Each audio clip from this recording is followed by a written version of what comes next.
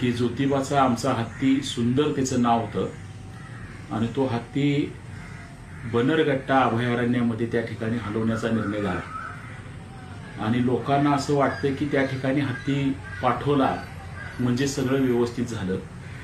पुढच्या इतिहासाची कोण त्या ठिकाणी चर्चा करत नाही. काय घडलं याची माहिती समाजापर्यंत पोहोचत नाही.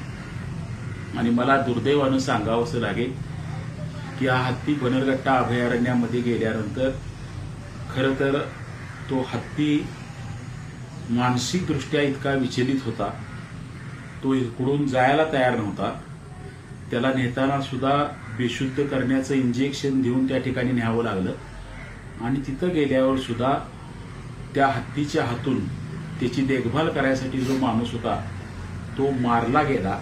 पण ही बातमी सुद्धा कुठं बाहेर त्या मंडळींनी येऊ दिली नाही.